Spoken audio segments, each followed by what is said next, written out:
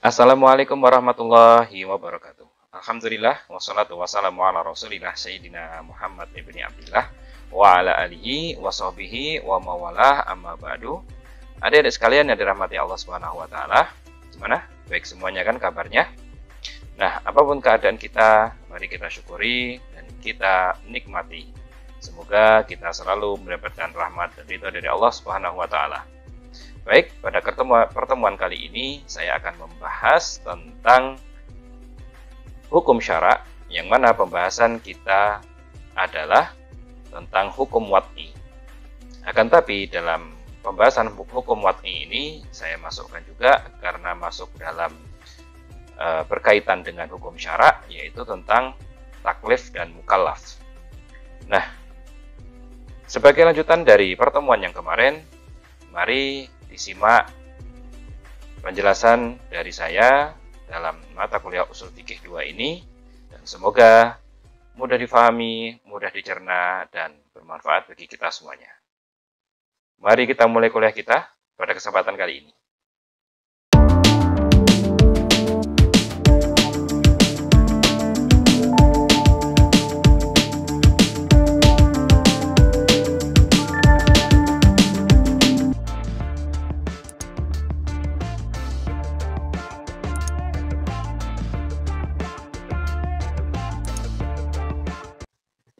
Kita mulai dari taklif dan mukallaf terlebih dahulu ya. Secara bahasa, taklif berarti membebani atau ilzam, yaitu sesuatu yang berat untuk dilakukan. Ini secara bahasa atau secara etimologi. Dan secara terminologi, para ulama usul, para ulama ilmu usul fikih adalah perintah Allah yang terdapat di dalamnya sebuah beban untuk melakukan atau meninggalkan sesuatu, di mana perintah ini diturunkan melalui konsep hukum syara. Nah, jadi intinya taklif ini adalah suatu pembebanan kepada hamba Allah Subhanahu wa taala. Hamba yang bagaimana dan bagaimana keadaan hamba-hamba tersebut, mari kita bahas selanjutnya. Yang mukallaf, nah apa itu mukallaf? Mukallaf yaitu manusia yang telah memenuhi syarat kelayakan atau ahliyah ya. Yang mana ahliyah ini akan saya bahas secara terperinci setelah ini untuk menjalankan taklif dari Allah Subhanahu wa taala. Jadi namanya mukallaf itu hamba Allah yang memenuhi syarat kelayakan untuk menjalankan perintah Allah Subhanahu wa taala, menjalankan taklif dari Allah atau menjalankan beban dari Allah. Nah, ingat ya, manusia yang mempunyai kelayakan atau ahliyah. Nah, terkait kelayakan atau ahliyah, para ulama usul fikih membagi kelayakan manusia untuk menerima dan melakukan beban syariat menjadi 2. Nah, ahliyah wujub atau ahliyatul wujub ya. Dan yang kedua adalah ahliyah ada atau ahliyatul ada, sama saja. Nah, jadi yang namanya kelayakan seorang hamba untuk menjalankan perintah Allah itu ada 2, yaitu ahliyah wujub dan ahliyah ada. Nah, apa itu ahliyah wujub? Ahliyah wujub yaitu kelayakan manusia untuk dibebankan hak dan kewajiban, meliputi seluruh manusia sejak diciptakan tanpa memandang perbedaan jenis, umur, berakal atau gila, sehat atau sakit, dan lainnya. Nah, ini ahliyah wujub.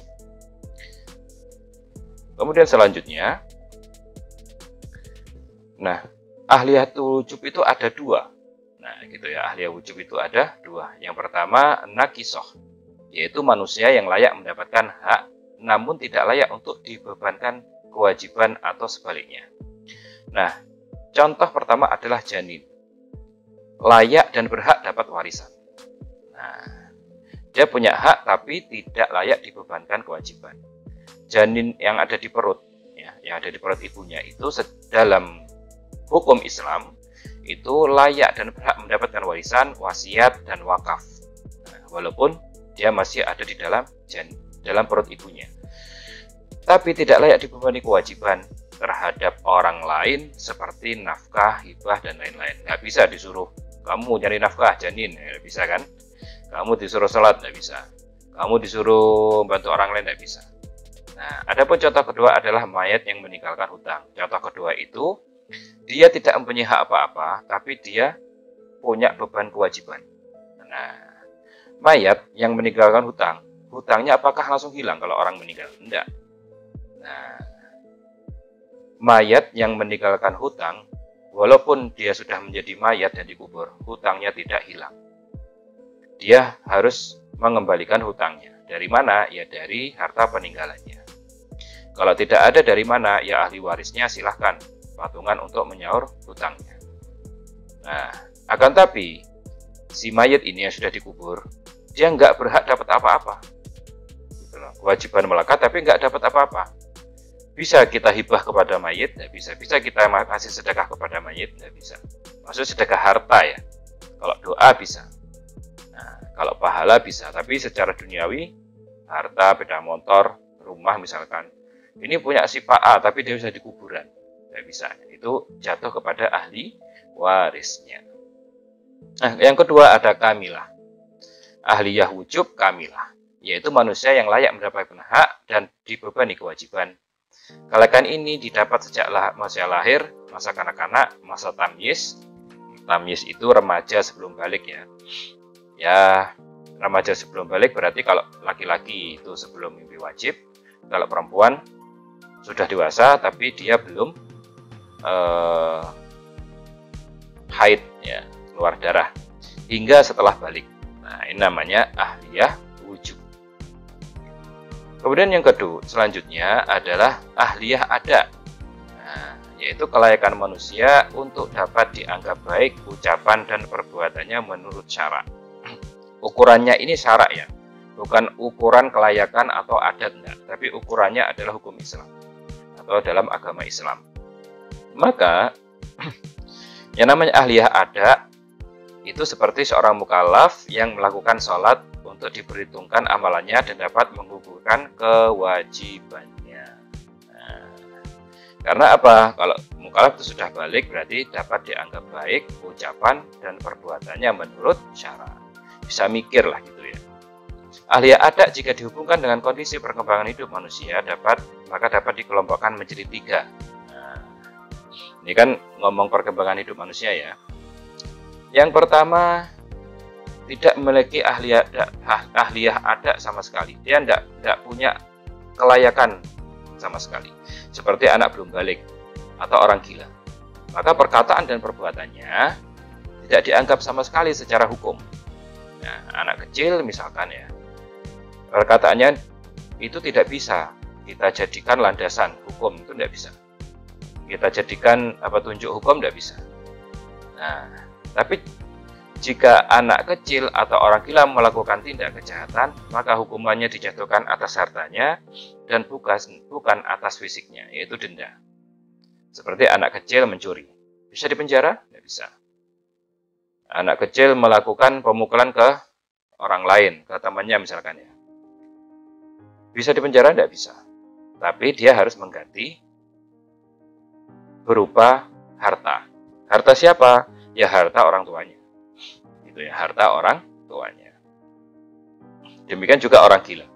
Terus kalau orang gila kemudian tidak punya apa-apa, keluarganya tidak tahu di mana, ya kan? Melakukan kejahatan gimana? Ya sudah, direlakan saja. Dia di penjara. Ya ngapain orang gila di penjara? Misalkan kalau sudah sudah terlalu berat ya, terlalu banyak korban misalkan, itu bisa dimasukkan ke panti sosial gitu ya. Memang biar dirawat di sana, biar tidak merugikan orang lain banyak. Akan tapi apa yang dilakukan itu tidak bisa dijadikan landasan hukum untuk memenjarakan atau menghukum dia, tidak bisa. Karena apa? Memang akalnya hilang. Yang kedua, tidak memiliki ahliyah ada yang sempurna. Nah, gitu ya. Tidak memiliki ahliyah ada yang sempurna. Seperti apa? Anak yang tamyiz, remaja atau remaja belum balik, atau orang lemah akal. Maka dianggap sah perbuatannya yang dipandang berguna baginya seperti menerima sedekah. Jadi, orang yang lemah akal ini maksudnya ya dia pelin-pelan gitu ya, pelin-pelan dia tidak bisa ngurus dirinya terlalu sebaik orang biasanya ya gitu ya, dia lemah akalnya memang. Nah, kalau sekarang itu mungkin autis gitulah ya. Nah, itu masih bisa menerima sedekah, masih bisa. Tapi dia istilah status kelayakannya itu tidak sempurna dia. Jadi istilahnya dia kalau dipasrai uang, ya, itu ya istilahnya ya untuk kesenangannya dia aja sudah. Tapi dia istilahnya bukan yang masih bisa direm gitu ya. Misalkan jangan jajan terus, anak kecil kan gitu ya, anak tamis jangan jajan terus, masih bisa dikasih tahu gitu. Tapi dia tidak bisa mengelola gitu ya secara bagus, manajemen secara bagus seperti orang pada umumnya. Kemudian yang ketiga, memiliki ahliyah ada yang sempurna, yaitu manusia yang sudah mencapai umur balik atau dewasa. Maka kelayakannya menerima hak dan melaksanakan kewajiban telah dianggap sempurna dengan kedewasaan dan kematangannya untuk berpikir. Seperti kita. Itu ya. Nah, kalian yang kuliah pasti ya sudah dewasa, kemudian dianggap sempurna kedewasaannya dan kematangannya untuk berpikir. Masalah menerima materi atau menerima pelajaran dengan baik, bisa mencerna, itu masalah waktu saja dan tergantung usaha kalian, gitu ya. Kemudian selanjutnya, nah, kelayakan atau ahliyah mempunyai dua penghalang dalam menjalankan beban syariat terkait hak dan kewajibannya, di mana penghalang ini dapat mempengaruhi status hukumnya, gitu ya. Jadi ahliyah itu ada poin yang dibahas itu ada dua ya, ahliyah kelayakannya itu atas hak nanti berupa kepemilikan benda dan kewajiban yang dibebankan padanya gitu. Karena apa? Karena kita kan khalifah, kita ini wakilnya Allah gitu ya, yang ditugaskan oleh Allah untuk menjadi pemimpin di muka bumi ini. Maka diberi oleh Allah hak dan kewajiban. Kalau misalkan dari Allah sendiri diciptakan kurang gitu ya, entah kurang akalnya atau belum dewasa atau hilang akalnya, yang mana itu menjadi penentu utama dalam kehidupan manusia, dalam perkembangannya itu, nah maka dia tidak layak gitu ya. Kalau yang dikasih sempurna dia layak.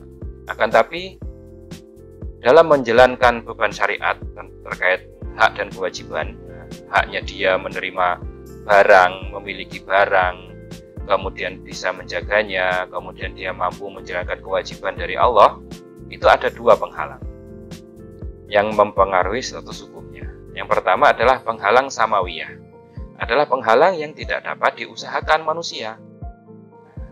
Dia memang dikasih oleh Allah gitu loh, dia memang diberi oleh Allah, tidak bisa. Kita tidak bisa dari awal dia sudah diberi oleh Allah itu. Nah, atau dia di tengah perjalanan hidupnya mendapatkan hal tersebut, entah kecelakaan, entah dipukul orang dan lain sebagainya ya. Yang mana itu menghilangkan identitas kewarasan akal pikirannya. Ya. Seperti gila, nah, kurang akal, lupa, ketiduran, sakit, haid, nifas, pingsan, dan mati. Nah, inilah yang dinamakan penghalang pertama. Nah, kalau gila itu kan ya bisa dia itu dibuat gila bisa, atau gila sendiri stres bisa. Kurang akal, ya memang dia kurang akal dari yang diberikan oleh Allah. Lupa, ketiduran, ini kan sudah masuk dalam yang sesuatu yang tidak bisa ditolak gitu loh. Sudah kodratnya manusia begitu. Lupa, ketiduran, sakit, haid, nifas, ya sudah, ini diberikan oleh Allah semua, pingsan dan mati. Status mukallaf yang mendapati penghalang ini seperti mukallaf yang tidak memiliki kelayakan untuk melakukan kewajiban syariat. Nah, dia tidak memiliki kelayakan untuk melakukan kewajiban syariat. Berarti ya tidak wajib sholat, ya. Di waktu dia mengalami ini nggak wajib sholat, nggak wajib zakat gitu ya, nggak wajib puasa gitu ya. Tapi itu semua ada perinciannya sendiri. Kemudian yang kedua, penghalang muktasabah adalah penghalang yang dapat diusahakan manusia, seperti mabuk sengaja. Maksudnya dia sendiri sengaja untuk mabuk, bodoh. Nah, bodoh karena dia sudah tahu bodoh, dia nggak mau belajar, maka akan tetap bodoh. Kemudian banyak hutang yang akan menghalanginya untuk membayar zakat, safar atau dalam perjalanan. Karena memang perjalanan itu ya penghalang yang dibuat oleh manusia. Itu ya, yang namanya perjalanan entah kebutuhannya apapun. Salah dan boros. Nah, kesalahan-kesalahan ini ada yang disengaja, ada yang juga tidak disengaja. Boros itu sifat manusia yang bisa jadi dibuat oleh pengaruh lingkungan, gitu ya, atau pengaruh orang lain. Nah, itu bisa diadakan oleh dirinya sendiri. Nah, status mukallaf dan taklif sudah saya jelaskan perinci-perincinya. Kemudian pembahasan selanjutnya adalah hukum syara. Hukum syara adalah firman Allah Ta'ala dan hadis Rasulullah SAW yang berkaitan dengan mukallaf, baik dalam bentuk tolab atau perintah untuk melakukan perbuatan atau larangan meninggalkan suatu perbuatan, atau takhir, atau yaitu pilihan melakukan atau tidak melakukan suatu perbuatan. Nah, kalau tolab itu intinya tuntutan ya, baik tuntutan mengerjakan sesuatu atau meninggalkan sesuatu. Kalau takhir itu pilihan. Dan wad'i, nah, yaitu ketentuan syariah dalam bentuk penetapan sesuatu sebagai sebab, syarat, atau halangan dari suatu perbuatan tertentu. Nah, jadi namanya hukum syarak itu ini, tolab, takhir, dan wad'i. Lalu kemudian maka hukum syarak secara garis besar ada dua bagian, yaitu hukum taklifi dan hukum wad'i. Hukum taklifi sudah saya bahas di pertemuan sebelumnya, kita sekarang bahas hukum wad'i. Nah, hukum wad'i, secara hakikat hukum wad'i tersebut tidak berkaitan langsung dengan mukallaf. Nah, tadi kan sebab, syarat, penghalang itu kan nggak berkaitan langsung dengan mukallaf. Beda kalau hukum taklifi langsung berkaitan dengan mukallaf, dengan kita, gitu ya. Tetapi memiliki hubungan dengan perbuatan mukallaf itu sendiri, seperti terlihatnya hilal menjadi sebab wajibnya puasa. Nah, kalian kalau mau puasa itu karena perbuatan kalian, puasa itu datang karena perbuatan kalian sebabnya, atau karena sesuatu yang lain. Karena sesuatu yang lain, bukan perbuatan kita, bukan. Apa? Ya masuknya bulan suci Ramadan. Dengan apa kita tahu? Dengan melihat hilal, melihat bulan, oh ini sudah masuk bulan suci Ramadan, baru kita puasa. Sebabnya apa? Terlihatnya hilal. Nah, kalau kita di Indonesia kan ada sidang isbat gitu ya. Kemudian hukum wad'i ada yang berkaitan dengan kemampuan dan perbuatan mukallaf serta ada yang tidak. Nah, hukum wad'i itu ada yang berkaitan dengan kemampuan dan perbuatan mukallaf serta ada yang tidak. Seperti keadaan mukim menjadi syarat wajibnya puasa Ramadan. Nah, kalau dalam segi syarat itu keadaan mukim itu tidak dalam perjalanannya.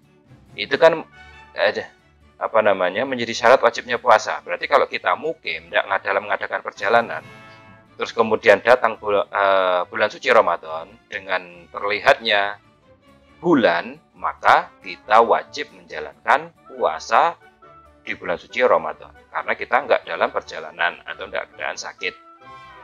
Nah, kita mukim diam di tempat kita, di kota kita, dan terlihatnya hilal menjadi sebab wajibnya puasa Ramadan. Nah, ini ya sudah saya jelaskan sebelumnya tadi. Maka hukum wad'i mencakup, nah, yang akan kita bahas dalam buku wad'i ini apa saja sih? Pertama, sabab, syarat, mani, azimah, rukhsah, sihah, dan butlan. Nah, ini yang akan dibahas dalam hukum wad'i. Kalau hukum taklifi kemarin kita membahas tentang wajib, sunnah, haram, makruh, dan mubah.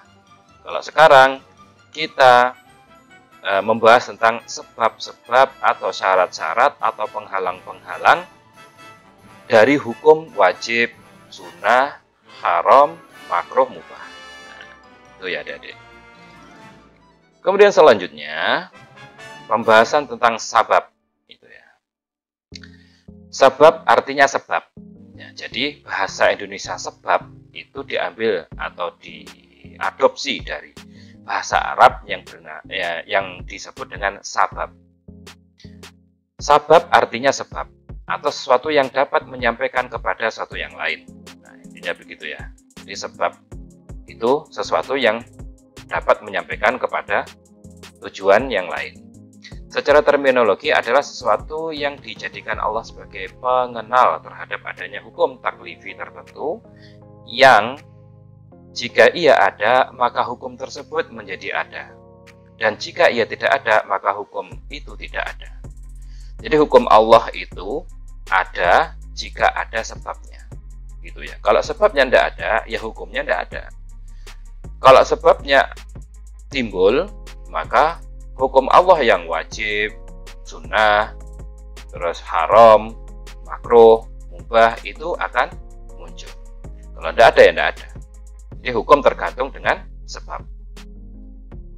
Contoh tergelincirnya matahari yang dijadikan Allah sebagai penanda masuknya waktu salat zuhur dan wafatnya pewaris sebagai penanda hukum adanya hak waris kepada ahli waris. Nah, karena seorang mukallaf tadi diberi wewenang oleh Allah, ya, dia mempunyai hak dan mempunyai kewajiban, ya kan? Hak dan kewajiban. Maka untuk yang kewajiban itu contohnya dengan apa? Tergelincirnya matahari. Kalau matahari sudah condong ke barat sedikit, maka itu zawalus syams kalau dalam bahasa Arab ya. Maka itu menjadi penanda masuknya waktu zuhur.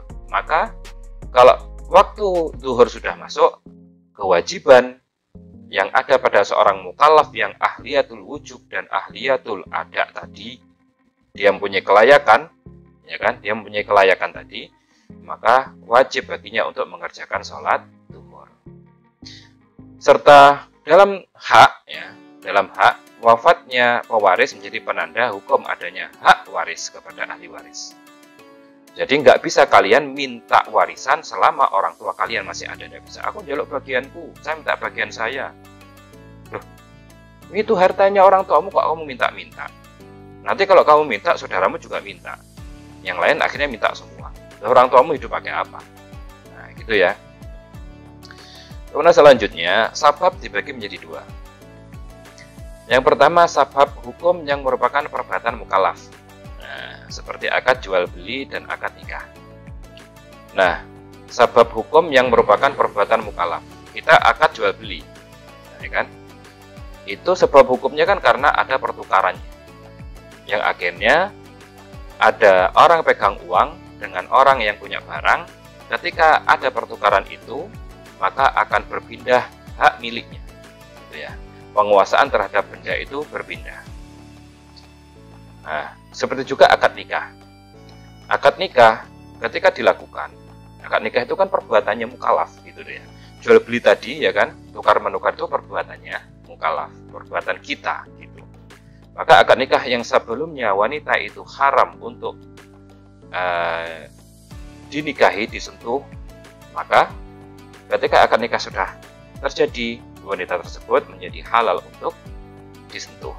Nah, gitu ya. Kemudian yang kedua, sabab hukum yang bukan merupakan perbuatan mukallaf. Nah, yang bukan perbuatan karena perbuatan kita, bukan. Seperti apa ya tadi? Adanya apa? Hilal Ramadan, atau kita melihat hilal untuk menentukan apakah sudah datang bulan suci Ramadan atau sudah datang hari raya Idul Fitri atau Idul Adha. Makanya termasuk ta'abudi. Jadi kalau hilal tadi, kalau melihat bulan tadi itu ya ta'abudi, nggak bisa kita buat-buat. Itu kan terserah Allah, ya kan. Nah. Kemudian selanjutnya pembahasan tentang syarat. Nah, tadi sabab sudah. Sabab itu sabab. Kalau syarat ya syarat. Gitu ya. Syarat berarti sesuatu yang diperlukan untuk adanya sesuatu yang lain. Itu syarat.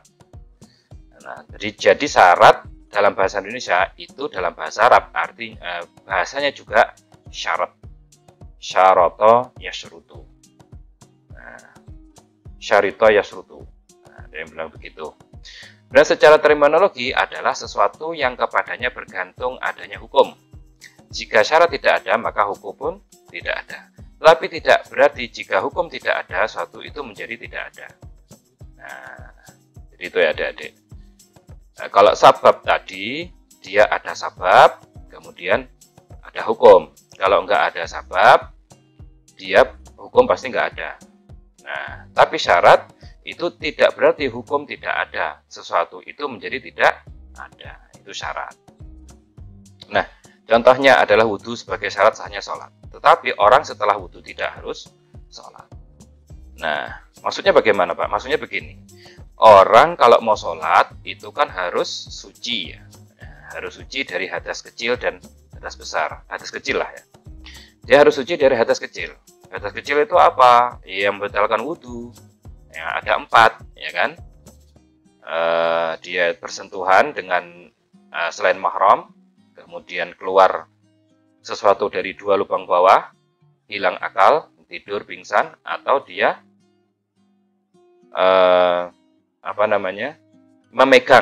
memegang dengan telapak tangan 2 lubang bawah. Itu menjadi hadas kecil, dia punya hadas kecil. Nah, untuk sah sholatnya harus terhindar dari hadas kecil, gitu kan? Nah, akan tapi apa kalian kalau setelah wudhu harus sholat? Kan enggak juga.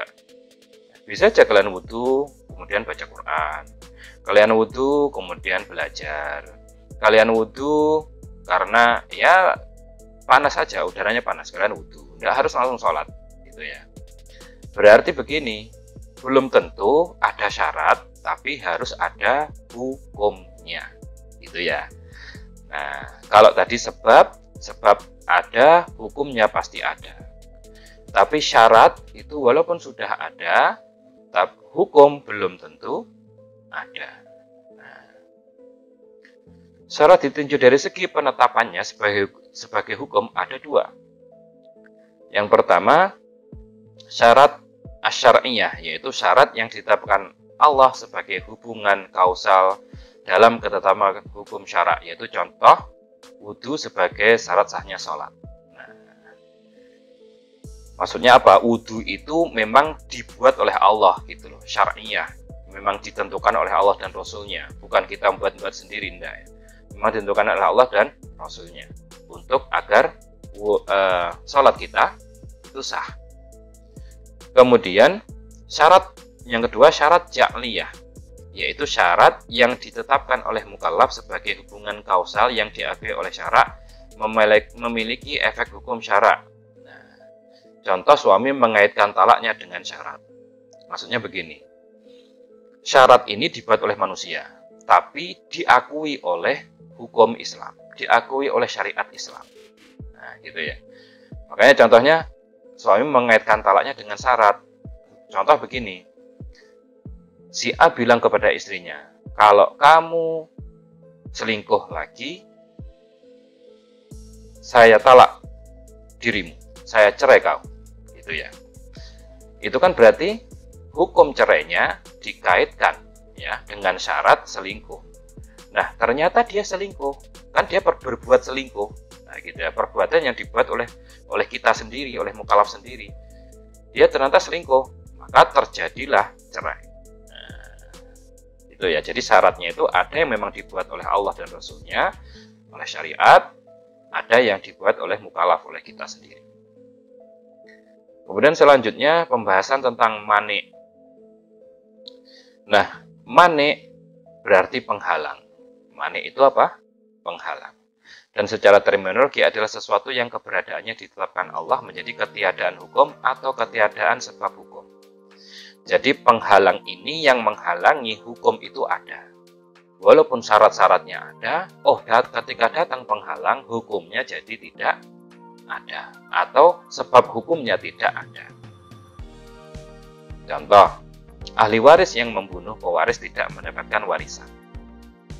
Nah, seorang ahli waris, seorang anak, itu kalau orang tuanya meninggal dapat warisan. Ya kan? Nah, akan tetapi jika si anak ini membunuh orang tuanya, entah ayahnya saja atau ibunya saja, dia tidak akan mendapatkan warisan.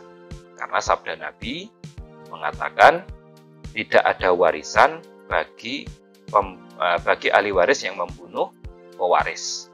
Nah, gitu ya. Jadi penghalang ini dari Allah, ditentukan Allah dan Rasulnya. Nah, manik ditinjau dari segi objeknya ada dua. Yang pertama, manik atau penghalang yang menghalangi adanya hukum, yaitu ketetapan Allah bahwa suatu menjadi penghalang berlakunya hukum syara yang umum. Contohnya adalah haid dan nifas sebagai penghalang bagi wanita untuk sholat. Nah, jadi wanita itu ada masa tenggang gitu ya, yaitu ketika haid dan nifas. Siapa yang buat haid dan nifas? Allah. Itu ya, memang dikasih itu sama Allah.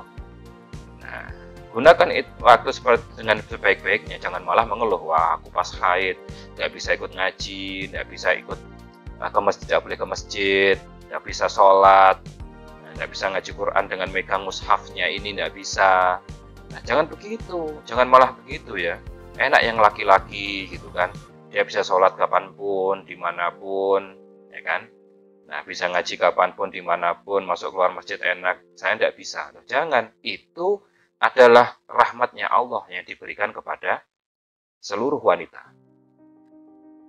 Yang kedua, manik yang menghalangi hubungan kausal, sebab, yaitu ketetapan Allah bahwa sesuatu menjadi penghalang bagi lahirnya akibat hukum dari suatu sabab yang berlaku umum. Nah, contoh adalah hutang yang menghalangi pembayaran zakat bagi yang telah mencapai nisab dan haulnya. Nah, yang namanya zakat itu harus dibayar oleh orang yang mempunyai harta, ya, yang telah mencapai haul dan nisabnya. Akan tetapi, jika dia punya hutang, akhirnya jadi penghalang. Dan hutang itu kan perbuatan kita nih, ya kan? Kita yang berbuat hutang, kita yang berhutang. Tapi perbuatan kita atau hutang yang kita perbuat itu diberi legitimasi oleh Allah, diberi istilahnya izin oleh Allah untuk menjadi penghalang, untuk membayar zakat. Nah, jadi yang namanya penghalang itu ada dari segi objeknya ada dua. Kemudian selanjutnya adalah pembahasan azimah. Azimah yaitu suatu ketentuan syara yang sejak semula ditetapkan sebagai ketentuan yang berlaku secara umum. Maksudnya adalah ketentuan syariat yang ditetapkan berlaku secara umum dalam keadaan normal bagi seluruh mukallaf, yaitu terlaksananya hukum taklifi, sabab, syarat, bukan dalam keadaan dan situasi tertentu yang bersifat khusus, yaitu adanya manik dan rukhsah seperti salat, puasa, dan zakat. Maksudnya apa? Yang namanya azimah ya, itu adalah ketentuan syara. Jadi kalian misalkan mengerjakan sholat ya, kalian sebabnya sudah datang, kemudian kalian tidak syarat-syaratnya kalian lakukan, syarat wajib sholat, syarat sahnya sholat sudah kalian penuhi, rukun-rukunnya sholat sudah kalian penuhi, salat sudah kalian kerjakan, maka namanya itu azimah. Nah, gitu ya. Perbuatan yang sudah sholat yang sudah kalian kerjakan itu namanya azimah. Yang mana azimah ini tidak ada tuntutan apa-apa sudah selain itu. Kalian sudah melaksanakan perintah Allah dengan memperhatikan dan menghindari atau mengerjakan apa yang sudah disyaratkan dan dirukunkan dalam sholat, maka itu namanya azimah. Salat, puasa, zakat. Tidak ada manik, kalian tidak ada manik, tidak ada penghalang, ataupun kalian tidak ada rukhsah. Rukhsah itu keringanan, tidak ada. Jadi kalian sholat duhur, sholat subuh 2 rakaat, sholat duhur 4 rakaat, asar 4 rakaat di waktunya masing-masing, dan isya 4 rakaat di waktunya masing-masing semua, maka disebut azimah. Karena kalian sudah melakukan syarat, rukun, sholatnya tersebut dengan sempurna. 4 rakaat di waktunya masing-masing. Itu namanya azimah. Kemudian selanjutnya adalah pembahasan tentang rukhsah. Rukhsah adalah hukum-hukum yang disyaratkan sebagai keringanan bagi mukallaf dalam keadaan tertentu. Nah, jadi rukhsah itu namanya keringanan, gitu ya. Bukan penghilangan, bukan. Rukhsah itu keringanan. Yang namanya keringanan itu nanti macam-macam. Ya. Entah keringanan jumlahnya, atau keringanan dihapus semuanya, atau keringanan bisa diganti di lain waktu, dan lain sebagainya. Namanya rukhsah itu adalah keringanan. Maka rukhsah harus memenuhi unsur. Rukhsah ini harus ada unsur-unsurnya. Pertama, harus didasarkan pada ketentuan syarak, bukan akal manusia. Jadi rukhsah itu harus istilahnya ditentukan, ya, dilegitimasi dan sudah dikasih tahu oleh Allah dan Rasulnya, diajarkan oleh Allah dan Rasul. Kemudian yang kedua, merupakan ketentuan syarak yang bersifat khusus. Nah, jadi harus yang bersifat khusus, bukan yang bersifat umum. Tiga, ditetapkan bertujuan meringankan mukallaf sebab ada kesulitan. Jadi keringanan ini dihadirkan oleh syariat, oleh Allah dan Rasulnya, diberikan kepada kita karena ada kesulitan yang akan dialami oleh hamba-hambanya. Nah, ya, kurang apa enaknya gitu ya? Kurang apa enaknya Allah dan Nabi itu memberi kita atau memerintahkan kita untuk menjalankan syariat Allah, syariat agama, menjalankan agama, tapi juga ada keringanan-keringanan di situ. Pembagian rukhsah adalah sebagai berikut. 1. Berdasarkan segi bentuk hukum yang berlaku umum. Nah, pertama, dari segi bentuk hukum yang berlaku umum ada 2. Yang pertama, melakukan perbuatan yang diharamkan karena darurat atau hajat. Nah, jadi kita boleh melakukan perbuatan yang diharamkan. Karena apa? Darurat atau ada hajat. Contoh, yaitu memakan babi, karena kalau tidak makan nanti akan mati, gitu ya. Makan babi kalau tidak makan dia akan mati nanti. Nah, tapi makan babinya ya bukan berarti, maksudnya tidak ada makanan lain loh ya. Kalau ada yang lain ya harus makan yang lain. Nggak ada makanan lain, nggak ada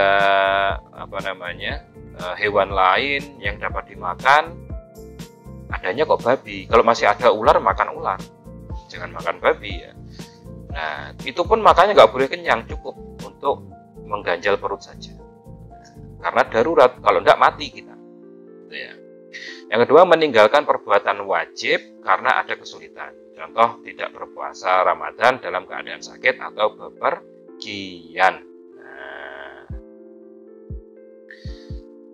Kemudian selanjutnya adalah 2, berdasarkan segi bentuk rukhsah. Sekarang bentuk rukhsahnya gimana? Bentuk keringanannya bagaimana? Ini ada 5 kategori ya. Yang pertama, berbentuk menggugurkan kewajiban. Jadi kewajibannya itu langsung gugur. Nah, dia tidak akan mendapat dosa, tidak berdosa. Kewajibannya gugur, dia nggak dapat dosa. Contoh, dia tidak berjihad di jalan Allah karena sudah tua. Gitu kan. Lu kan kalau tua ngapain? Dia mending mati aja di jalan Allah gitu kan. Masuk surga ya enggak. Tidak begitu mikirnya. Itu kan akal kita. Ini yang menentukan Allah kok gitu ya. Yang menentukan Allah ini. Nah, jatuh tidak berjihad di jalan Allah karena sudah tua. Karena malah membebani gitu ya. Tidak perang malah membebani yang lain. Buta atau pincang dan lainnya. Nah, kemudian yang kedua, berbentuk pengurangan. Kalau tadi gugur sama sekali, sekarang dikurangi. Contoh, boleh mengqashar sholat.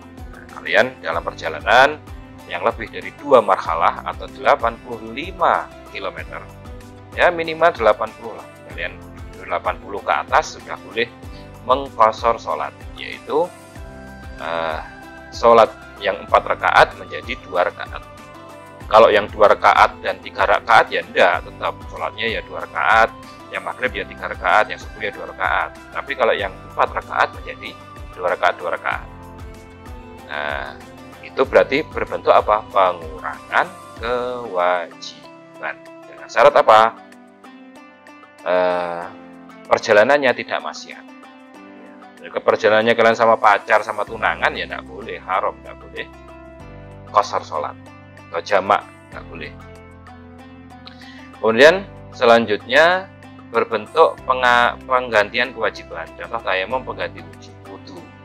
Nah, kalau tadi gugur kemudian ada yang dikurangi, sekarang diganti gitu ya. Nah, kalau diganti itu contoh tayamum, kalian tidak dapat memakai air karena sakit, karena nggak ada air, nah, dan lain sebagainya, karena keran mati, listrik mati, misalkan gitu ya, nggak ada air. Nah, kalian sudah nyari kemana-mana, ke masjid sudah, ternyata nggak ada air juga, maka kalian tetap wajib sholat dengan apa? Tayamum. Kemudian yang selanjutnya adalah berbentuk pengunduran waktu pelaksanaan. Berbentuk apa? Pengunduran waktu pelaksanaan. Yaitu contoh puasa Ramadan di luar bulan Ramadan karena sakit atau musafir. Kalian tidak sempat atau ada penghalang di bulan suci Ramadan untuk berpuasa.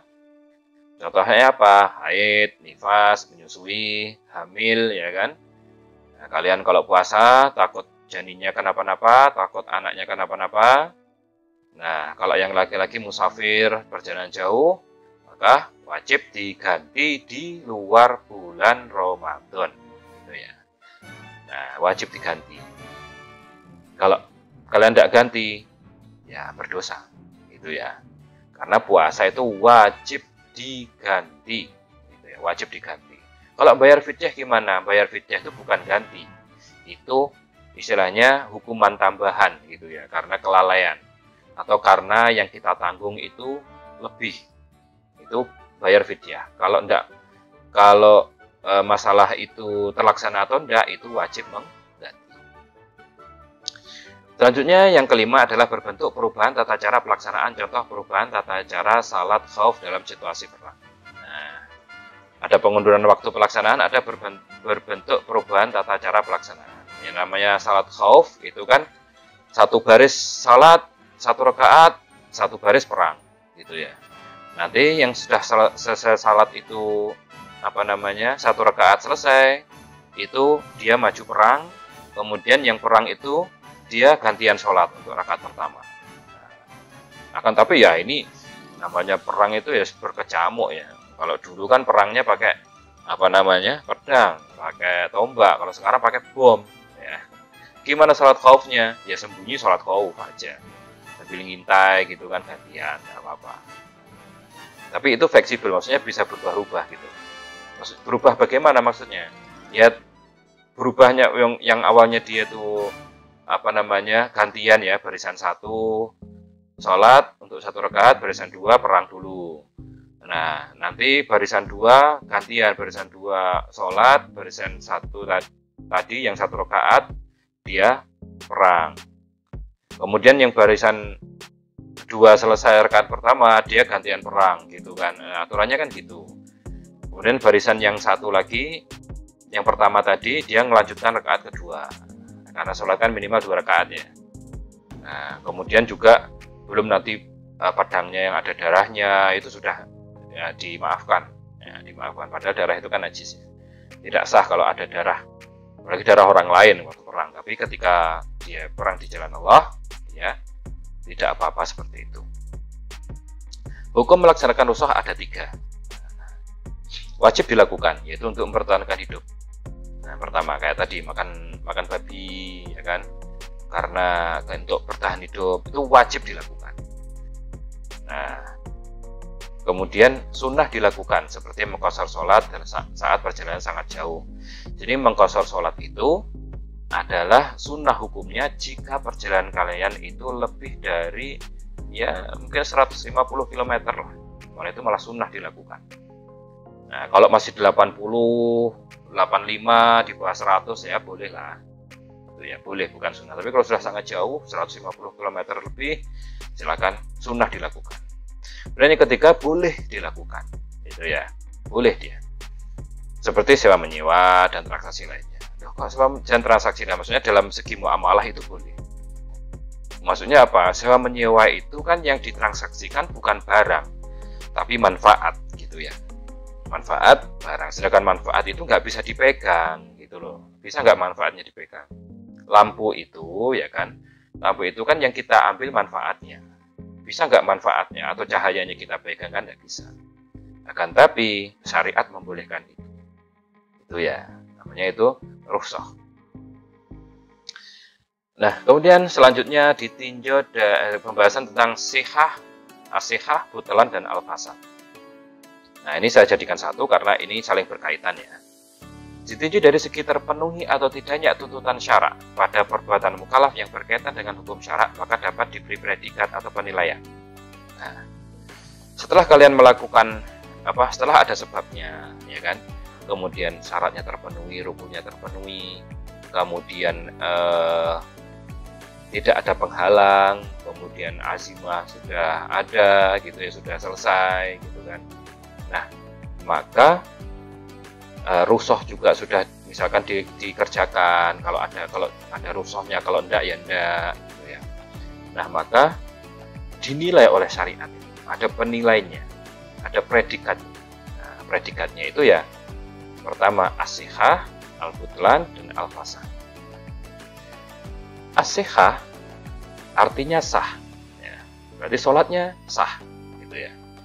Yaitu perbuatan yang memiliki sabab, memenuhi berbagai rukun dan syarat-syaratnya, serta tidak ada manik atau penghalang. Nah, berdampak di dunia dan di akhirat baik ibadah dan muamalah. Maksudnya begini, yang namanya sah ya, berarti kan sebabnya sudah ada. Masa kalian sholat duhur di waktu subuh? Kan tidak mungkin, ya kan? Sebabnya ada, tergelincir matahari, memenuhi berbagai rukun dan syarat-syaratnya sudah, ya kan? Tidak ada penghalang sudah, kalian nggak ada penghalangnya sama sekali. Maka itu dianggap atau dinilai oleh syariat, oleh Allah dan Rasulnya itu predikatnya sah. Kalau sah berarti berdampak di dunia, dia tidak qadha, tidak disuruh untuk mengganti, dan di akhirat itu mendapatkan pahala, gitu ya. Nah, dapatkan pahala. Kalau kalian tidak mengerjakan secara sah, itu kalau di dunia diwajibkan mengganti, gitu ya, mengqadha atau mengganti. Di akhirat, walau a'lam, kalau misalnya kan nggak sah, misalnya kalian sudah mengerjakan tapi tidak sah. Kalau muamalah, ya, kalau muamalah, misalkan jual beli, muamalah kan transaksi ya, jual beli. Jual beli disebut sah, itu berdampak di dunia apa? Berpindahnya hak milik, berpindahnya hak milik. Kita bisa menguasai, kita bisa ngapain aja ke barang tersebut selama dibolehkan oleh agama. Nah, di akhirat mendapatkan apa? Ya mendapatkan pahala. Karena apa? Kalian melaksanakan jual beli itu sesuai rukun dan syarat-syaratnya.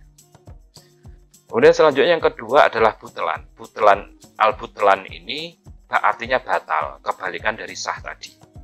Yaitu kebalikan dari sah, suatu perbuatan yang tidak memenuhi semua kriteria yang dituntut syarak. Berdampak di dunia dan akhirat baik ibadah maupun muamalah. Berdampak di dunia apa? Ya kalau dalam ibadah kalian harus mengganti. Makanya saya bilang, yang nggak pernah sholat, sedangkan dia sudah usia balik, sudah mempunyai kelayakan, seorang mukallaf, sebabnya datang, syarat-syaratnya syarat-syaratnya dia bisa melakukan, rukun-rukunnya bisa. Kalau dia nggak sholat, dia mempunyai kewajiban untuk mengganti. Nah, kalau di dunia, kalau di akhirat apa? Ya dapat dosa berarti, karena dia sengaja nggak sholat. Nah, terus solusinya gimana? Ya istighfar, ganti sholatnya, perbanyak istighfar, gitu ya. Bukan istighfar toh. Sama seperti sholat, puasa, zakat. Nah, ketika syarat, sebab, syarat, rukun sudah ada, kalian tidak melakukan, tetap kalian tidak terbebas dari kewajiban itu sebelum kalian mengqadha atau menggantinya. Dalam muamalah juga begitu. Nah, dalam muamalah, dalam transaksi juga begitu. Kemudian yang ketiga ada al-fasad atau rusak. Di sini saya masukkan karena ulama Hanafiyah menambah penilaian itu fasad atau rusak hanya dalam muamalah atau transaksi, alias sah tidak dan batal pun tidak. Jadi ini sah atau batal? Ya sah enggak, batal juga enggak. Bingung ya. Maka ini fasad yaitu akad atau transaksi yang terdapat kekurangan pada syarat-syaratnya, bukan rukunnya. Contoh jual beli yang tidak jelas atau batas spesifikasi objek transaksinya. Misalnya kalian beli sapi. Nah, sapinya katanya ini gini. Wah, bagus. Ternyata sampai ke rumah dikirim online misalkan. Karena ternyata sampai ke rumah sapinya nggak sesuai yang dideskripsikan. Nah, itu kalau menurut ulama selain Hanafiyah itu tidak sah jual belinya. Gitu ya. Tapi kalau menurut ulama Hanafiyah itu fasad. Nah, itu bisa sah kalau dia protes kemudian ada negosiasi lagi misalkan, entah dilanjutkan jual belinya atau dibatalkan. Nah, kalau ya udah selanjut, tapi harganya dikurangi sekian, terus yang penjualnya ya sudah tidak apa-apa, ya sudah itu jadi sah, gitu ya. Jadi fasad ini masih tertangguh, gitu ya. Status hukumnya itu masih ditangguhkan karena apa? Nah, adik-adik sekalian, ini adalah skema ya dari yang saya jelaskan tadi. Bisa dibuat mudah lah agar kita mudah memetakan saja hukum syara ya. Itu ada hukum taklifi dan hukum wad'i. Hukum wad'i itu ada sabab, syarat, mani, azimah, rukhsah, sihah, butlan dan fasad. Kemudian sabab ada 2. Syarat juga dibagi 2. Ada mani dibagi 2. Kemudian ada azimah, rukhsah itu ada 2, dan hukum berlaku umum itu ada keringanan berbuat haram, keringanan meninggalkan wajib. Bentuk keringanan ada 5, menggugurkan kewajiban, pengurangan, penggantian, pengunduran pelaksanaan, perubahan tata caranya. Nah, ini adalah skema atau memudahkan bagi kalian untuk belajar usul fikih dalam memahami hukum syara, gitu ya. Nah, adik-adik sekalian, inilah dapat saya sampaikan pada kesempatan kali ini. Semoga mudah difahami, dan usul fikih ini adalah kunci dari kita memahami Al-Quran dan hadis ya. Jika kita sesuai dengan usul fikih, maka insya Allah kita tidak akan melenceng dari apa yang sudah ditentukan oleh Allah dan Rasul-Nya, sudah diturunkan oleh Allah dan Rasul-Nya. Itu insya Allah kita tidak akan keluar dari jalur. Kalau kita pakai metode lain, itu kita masih mungkin bisa saja salah, bisa saja tidak. Walaupun dalam usul fikih ini banyak perbedaan, kemudian banyak sudut pandang, akan tetapi ini adalah koridor yang sudah ditetapkan oleh ulama dari zaman salaf sampai zaman kita, dan itu terbukukan secara sistematis, dikembangkan dengan baik oleh ulama-ulama Islam yang kredibel. Demikian dapat saya sampaikan, semoga mudah dipahami dan bermanfaat bagi kalian, khususnya juga bagi saya. Akhirul kalam, assalamualaikum warahmatullahi wabarakatuh.